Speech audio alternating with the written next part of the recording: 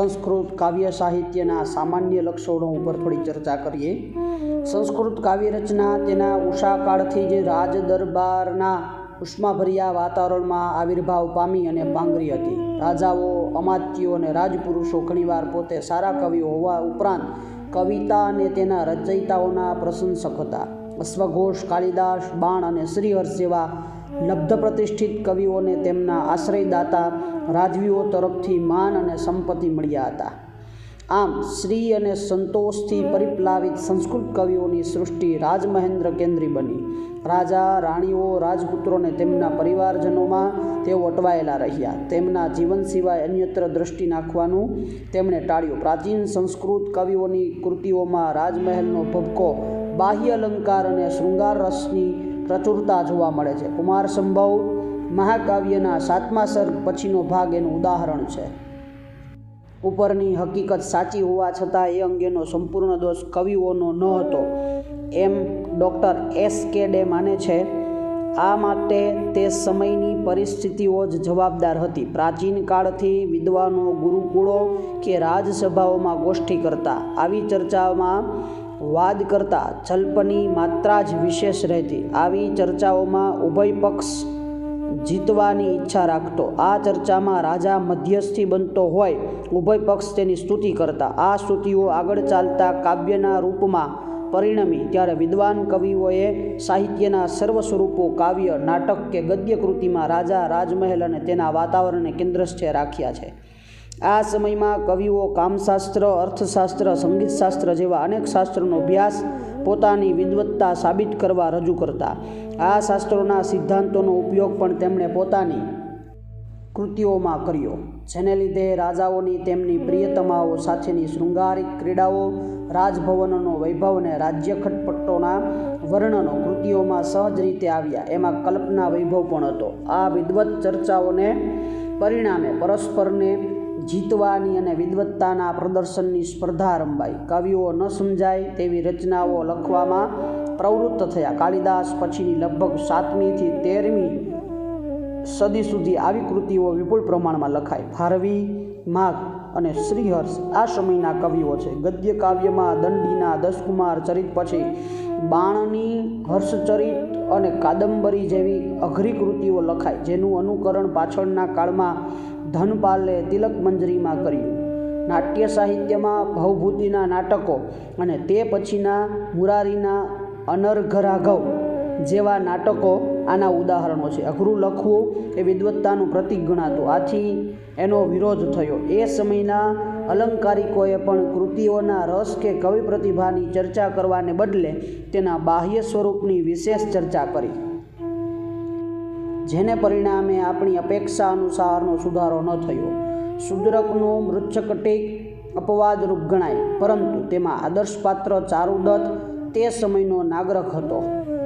આ નાગરક અત્યંત ધનવાન હોવા ઉપરાંત સાહિત્ય, સંગીત અને લલિત કલાઓથી પૂરેપૂરી સમજણ ધરાવતો રસિક શહેરી છે. એને ગરીબ કલ્પવામાં આવ્યો નથી. એ પણ એક નાનકડા રાજા જેવો જ છે. એની વિશેષતા એટલી છે કે અનેક વિદ્યાઓનો જાણકાર હોવા ઉપરાંત સંપૂર્ણ સંસ્કારી હતો. આ સંજોગો જોતાં સંસ્કૃત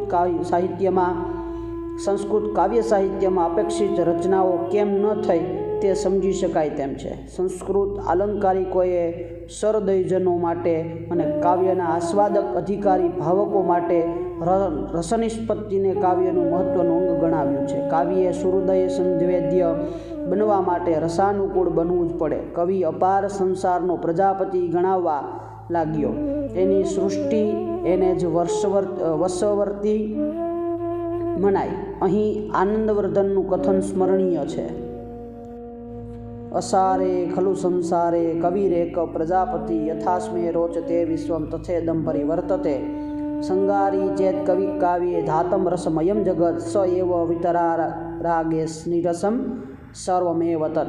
કવિ જળ સૃષ્ટિમાં માનવભાવ અને માનવીમાં જળતા પણ લાવી દે છે. કવિતા આત્મની અમૃતતા કલા હોવાથી તે નિયતિકૃત નિયમરહિતાના વિધિએ ઘડેલ નિયમોથી રહેત હ્લાદેકમયી, આનંદમય, અન્યત્ર પરતંત્રા, અન્યને વશ નહીં અને નવરસ રુચિરા, નવરસથી મનોહર હોવી જોઈએ.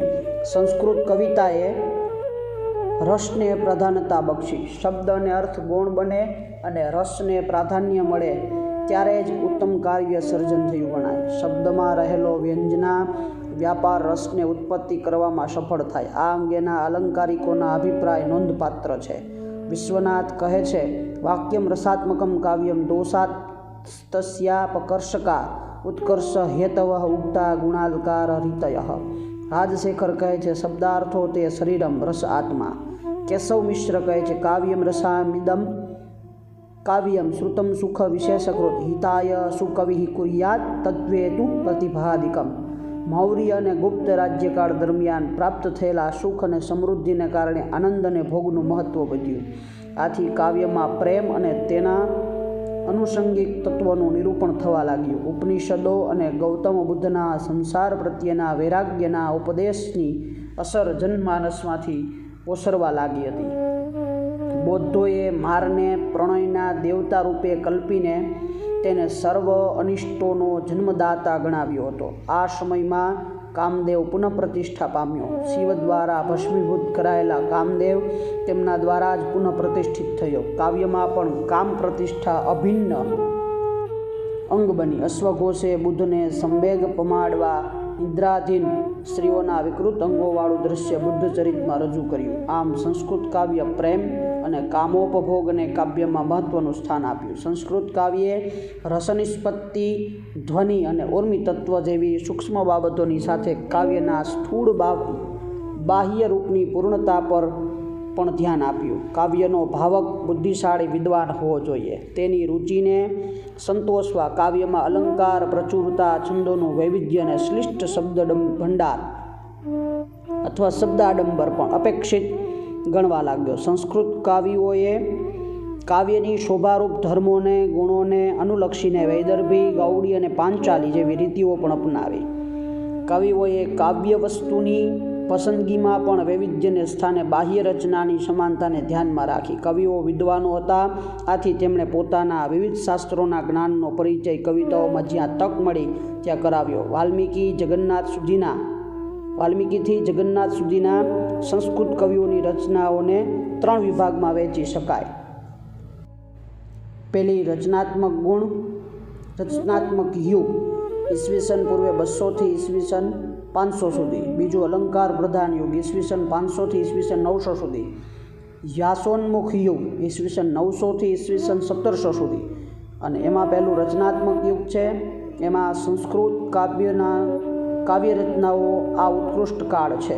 અશ્વઘોષ, કાલિદાસ વગેરે આ યુગના ધ્રુવ તારક છે. આ સમયની સંસ્કૃત કાવ્ય રચના શબ્દ અને અર્થના સુંદર સમન્વય માટે જાણીતી છે. અહીં શબ્દ અને અર્થને સમાન મહત્ત્વ અપાયું છે. ભારવીના કિરાતાર્જુનિયમ 2.27માં શ્રેષ્ઠ અભિવ્યક્તિની વ્યાખ્યા આ પ્રમાણે કરવામાં આવી છે. સ્ફુટતા ન પદેર પાકૃતા ન ચ નકવીર કૃતમર્થ ગૌરવમ રચિતા પૃથગર્થતા ગિરામ ન ચ સામર્થ્ય મપોહિતમ કવચિ.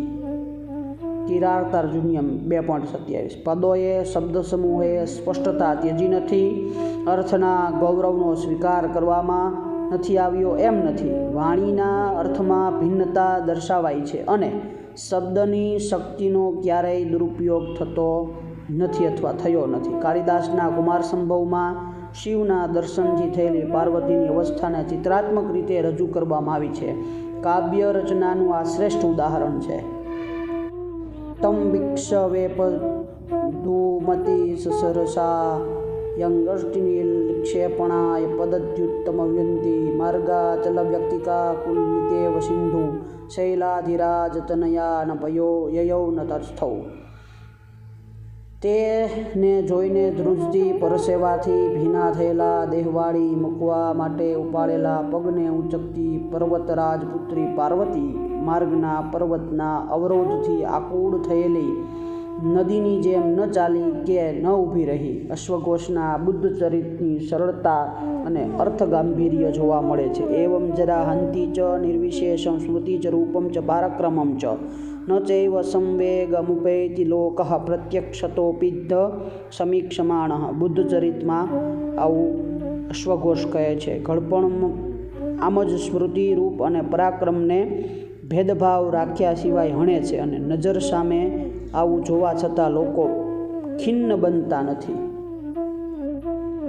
અલંકાર પ્રધાન યુગ. આ યુગના કાવ્યમાં અર્થને ગૌણ ગણવામાં આવ્યો. અહીં રચનાના બહિરંગને જ મહત્વ આપવામાં આવ્યું. કાલિદાસ અને અશ્વઘોષ જેવા કવિઓની સરળ અને અર્થપૂર્ણ પદરચનાને સ્થાને અહીં અલંકાર પ્રચુર, છંદ વૈવિધ્યથી સભર, વ્યાકરણ જ્ઞાન અને ભાષાના આડંબરવાળી કાવ્યરચના થવા લાગી. ભારવી અને માઘ જેવા આ યુગના પ્રતિનિધિ કવિઓ શ્લેષ પ્રધાન રચનાઓ કરવા લાગ્યા. ચિત્રકાવ્ય જેવા અધમકાવ્ય આ યુગની પેદાશ છે. કિરાતાર્જુનીયમનો નીચેનો શ્લોક શ્લેષ પ્રધાન ગૌડી રચનાનું નોંધપાત્ર ઉદાહરણ છે. કથા પ્રસંગેન જનેરુદાવૃતા દનુસ્મૃતા ખંડલસુંડુવિક્રમ તવાભિધાનાદ્વયથેન નતાનન સુદુઃ સહાન્મંત્રપદાદિરોર્ગઃ. ત્રીજું હસોન્મુખ યુગ છે. એ વિશે અલંકાર પ્રધાન યુગની કાવ્યરચનાની મર્યાદાઓ અહીં આદર્શ રૂપે પૂજવા લાગી. કાવ્યના બહિરંગનું મહત્વ ચરમસીમાએ પહોંચ્યું. કેટલાક કવિઓ છંદ રચનાની કુશળતા અને આડંબરયુક્ત શબ્દ પસંદગીને જ કાવ્યનું ધ્યેય સમજવા લાગ્યા. માત્ર કહેવાતો વિદ્વાન વર્ગ જ સ્પર્શી શકે એવું આ કાવ્ય પ્રયત્ન સાધિત કલાનો નમૂનો બની રહ્યું. રત્નાકર નામના કવિનું હરવિજય કાવ્ય આ પ્રકારની કવિતાનું ઉદાહરણ છે. 16મી શતાબ્દી પછી સંસ્કૃત કાવ્યરચનાનો લગભગ અસ્ત થયો. પરદેશીઓના આક્રમણને પરિણામે ભારતીય સંસ્કૃતિ, સભ્યતા અને સંસ્કૃત ભાષા સતત ઉપેક્ષાનો ભોગ બની રહી.